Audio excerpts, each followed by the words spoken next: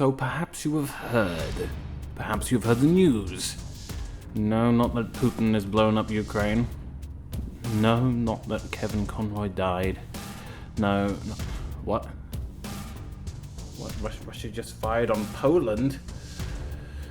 Oh, no. Well, time to start digging your bunker. Better get that council permission. But no, the news I refer to is none of the three disturbing and saddening articles I just mentioned, but in fact the impending release of a game. Well, it's actually released in some places already, depending on where you are in the world, and may very well be released everywhere by the time this video is out. But yes, the release of a game that is sure to keep me occupied in the long hours spent in my new bunker. Pokemon Scarlet and Violet. Having been a fan of the Pokemon series since the very beginning, I am particularly excited for these new releases, and as such, I felt the need to make some Pokemon-related content. But wait! Don't I usually make these type of videos about dinosaurs? Very astute, dear viewer, and this one is, in fact, no different. The world of Pokemon has its own prehistory, and the creatures that live there are counterparts to our own. So today, let's learn about some prehistoric Pokemon and the very real animals they are based on in this special episode of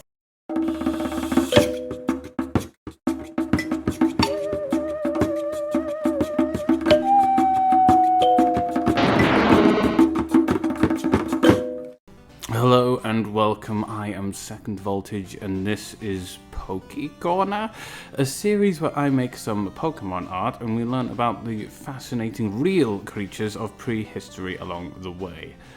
First of all, I just want to extend some thanks to all of the people who subbed since the last video. I really appreciate it. Also, please note there will be another regular styled Paleo corner coming at some point, though it may take a bit as I'm working on some fancier animation for it. And it's had some, well, shall we say, teething problems. Anyway, let's journey back 300 million years ago to the Kanto region. Here we will find the prehistoric, or fossil Pokemon of the first generation of the series. And the second generation as well, as no new ones were added in that one. Yes, we'll get to Tyranitar later. Now there are actually 5 fossil Pokemon in Gen 1, but only 3 evolutionary lines, so we'll treat it like there's only 3, as Kabuto and Kabutops are basically the same thing, as are Omanyte and Omastar. Speaking of, let's start with those. First we have Omanyte, a cephalopod mollusk-based Pokemon clearly inspired by Ammonites. It evolves into Omastar, similarly cephalopod-inspired Pokemon, as is evident by its characteristic beak. It is in many ways similar to Omanyte, only larger and more formidable, as made clear with the defensive spikes along its shell. The Pokemon in this video are all considered in the Pokemon world to be extinct, but unlike our own world, the brilliant scientists of the Pokeverse have worked out a way to resurrect Pokemon from fossils, and so bring dead species back to life. Since all Pokemon are catalogued using Pokédexes, the ability to study these ancient Pokemon in a modern setting has yielded all sorts of useful biological information about them. Let's see what we can learn about Omanyte and Omastar from their dex entries. Well, Omanyte swims using its tentacles. It uses air trapped in its shell like ballast to sink or float, kind of like a submarine. It ate plankton along the seafloor.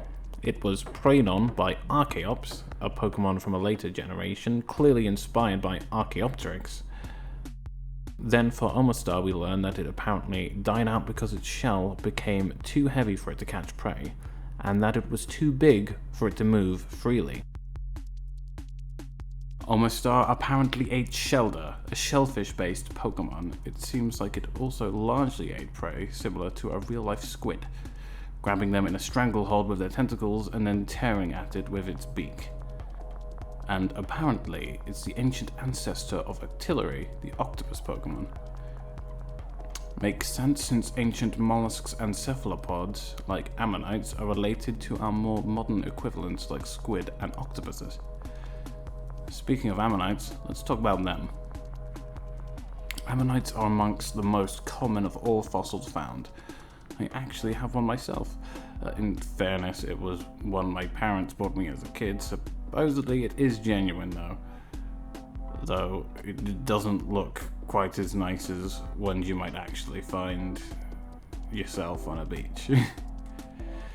Actually, fun fact, when you go fossil hunting, at least in the UK, if you find anything, you are supposed to report it to someone who can identify it in case it's scientifically important. But ammonites are so common you don't need to. There's a few other things as well, some belemnites and fossilized leaves and things like that. But yeah, there's absolutely loads of ammonites out there. So you don't need to report them, just grab as many as you want. Hoard thousands of the things if you like. Maybe not that many though. Leave some for other people. Anyway, ammonites are ancient sea-dwelling mollusks that lived as far back as the Devonian era. They resembled something close to the modern nautilus, though they are actually more closely related to modern cephalopods like squid and octopuses. So, Pokemon got that right at least. Ammonites are known for their iconic spiral-shaped shells filled with hollow chambers. Most ammonites probably lived in open water rather than the seafloor because their fossils are found often in the rocks laid down under conditions where no bottom-dwelling life is found. Through analysis with a particle accelerator, one species of ammonite was found to have remains of isopod and mollusk larvae in its buccal cavity, which indicates that this species at least fed on plankton. Some shells of ammonites have been found with some beautiful iridescence, and a recent show, Prehistoric Planet on Apple TV, which is excellent by the way, I highly recommend it if you've not seen it, speculates that they may have also displayed bioluminescence, which makes sense to me since cuttlefish, another cephalopod, also do that. Perhaps not all species had bioluminescence, but it wouldn't be a stretch to believe that at least some did. All in all though, it seems like GameFeak did a pretty decent job of making their own Ammonite equivalent for the Pokemon universe. It's not perfectly accurate to our own, but it also doesn't have to be. They clearly did their research, and as a result, it seems a very believable animal in the universe it is supposed to inhabit. The next prehistoric Pokemon from the original run of games is the Kabuto evolution line. As a kid, Kabutops was one of my favourite Pokemon. I remember going into Pewter City Museum and seeing that Kabutops fossil and being super happy because I realised that the Pokemon universe had dinosaurs and prehistoric animals too. And then later on, when I found you can actually get one, it instantly became one of my favourites. Kabuto, the first of this evolution line, is clearly based on a horseshoe crab, which is one of the most interesting animals of prehistory because they are still around today. Kabuto has a few distinct differences, but overall has a very similar appearance to real-life horseshoe crabs. Its evolution, Kabutops, not so much. We'll get onto that in a moment. First, what can we learn about Kabuto from its dex entries? It lived in the ocean floor. It actually has 4 eyes, the 2 red ones underneath and the 2 on the top being actually functional. Never realised that when I was a kid, that's a little weird. There is a mention in Pokemon Silver and Ruby and Sapphire that some have been found as a living fossil, meaning like the horseshoe crabs, some survived into modern times. And apparently they regularly molt their shells in order to make them harder. All in all, this seems pretty similar to horseshoe crabs, but its evolution, Kabutops, whilst looking absolutely badass, goes a little crazy in its design. It becomes bipedal, grows giant scythe-like claws similar to the Pokemon Cypher. Most disturbingly of all, as you might have noticed earlier, despite being some kind of arthropod, Kabutops actually has a skeleton. Arthropods typically only have exoskeletons, but this one apparently has a regular one. As well as, looking like it also has an exoskeleton, which is super weird. Supposedly it was in the process of adapting to life on land when it went extinct, which is why it looks this way. But even so, we have plenty of bugs on land that only have exoskeletons. Why? did Kabutops need to grow a normal one? It's kind of weird. Reminds me a little of in Predator 2, you see a xenomorph skull when they too appear to only have exoskeletons prior to that. So yeah, pretty weird. But it looks cool, so that's something. Whilst Kabutops retains many elements of its horseshoe crab heritage, and it's a fun speculative design of what a bipedal version of this animal might look like, it's clearly not like anything that exists in reality. Kabuto, though, is not too bad. Now let's take a deeper look into the real-life horseshoe crabs they were based on. Records of them extend as far back as 480 million years ago, making them living fossils as they can still be found today, much like coelacanth. And yes, there's a Pokemon based on that too. Horseshoe crabs are arthropods, though despite their name, they're not actually crabs. They are actually something called chelicerates. If that sounds familiar to you, it's probably because you've also played Subnautica Below Zero. They're actually more closely related to arachnids rather than crabs and lobsters. So they're more like giant crab spiders. Ugh. They tend to live in shallow coastal waters and are found largely in Asia, though one species is found in the US and the Gulf of Mexico. They are actually eaten in some parts of Asia. I can't even begin to imagine what they taste like, and I've eaten some weird stuff. And they've actually recently been undergoing population decline because of overharvesting and coastal habitat destruction. God damn humans ruining the planet again! Horseshoe crabs have blue blood and little blue turquoise eggs.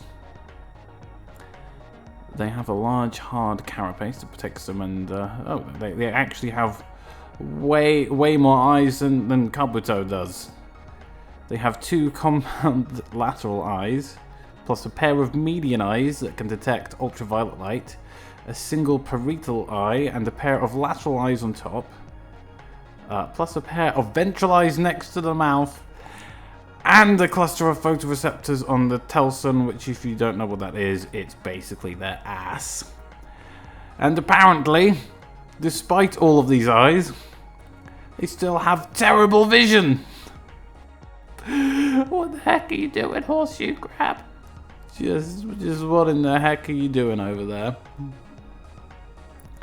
So I think we can conclude from this that the horseshoe crab is kind of messed up. Actually, Kabutops is starting to make a lot more sense now. Horseshoe crabs are often found on the ocean floor and eat worms and mollusks. Wait. They eat mollusks. So that means Kabuto probably ate... no. Well, I can wave goodbye to any lost vestiges of my childhood. Moving swiftly on. The final fossil Pokemon of Gen 1 is only a single stage evolution, but it's undoubtedly the most badass of all. Aerodactyl. Aerodactyl isn't revived for its actual fossil, but rather from a piece of old amber, making it similar to the dinosaurs in Jurassic Park, where their DNA was extracted from mosquitoes preserved in amber. It basically looks like if a pterosaur had a baby with a dragon. Its appearance definitely errs on the side of dragon, making it perhaps even more fantastical than the other Pokemon we've talked about today. However, for its own universe, I think this makes sense. There are plenty of dragon-type Pokemon in the games, and those that resemble dragon types, but actually aren't dragon types, like Charizard. And Aerodactyl certainly seems likely to be an ancient ancestor to these. Charizard especially shares quite a few features with it, such as the characteristic horns on the head. There's not that much information about this one in the Pokédex other than what's already obvious about it, though it does say that its teeth are like saw blades, which is one thing we can point out that it did get right about pterosaurs. Whilst in some cases their mouths do resemble beaks, like birds, they are not beaks, and pterosaurs do in fact all have teeth. It's one of the things that distinguishes them from birds, which they are actually not even related to. which is something that some people get wrong, thinking that pterosaurs are dinosaurs, but they are in fact not at all dinosaurs. They are just flying lizards, and not related to birds at all. Maybe very, very distantly, but you know, a T-Rex is more closely related to a chicken than a pterodactyl is. Aerodactyl is more a general homage to pterosaurs in general, but for this real example, let's be more specific and take a closer look at its obvious namesake, Pterodactylus.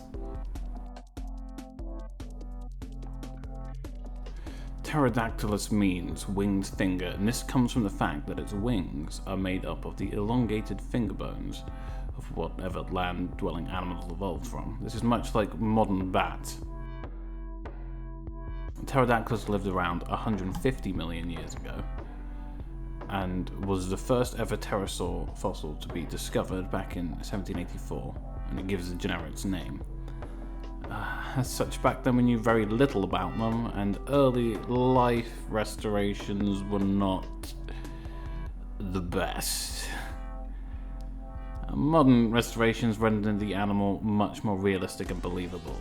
Due to the popularity of the word pterodactyl, which is an informal shortening of the species name, it is often confused for other larger members of the genera, particularly Pteranodon. But Pterodactylus was actually rather smaller than many of its other well-known contemporaries, its actual size being comparable to a modern pigeon.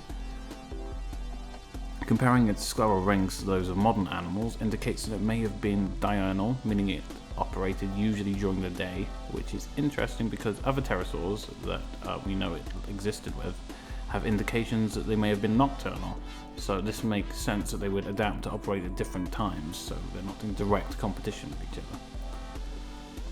Pterosaurs were pretty cool, and sadly, unlike dinosaurs who persist as birds, they do not exist at all today.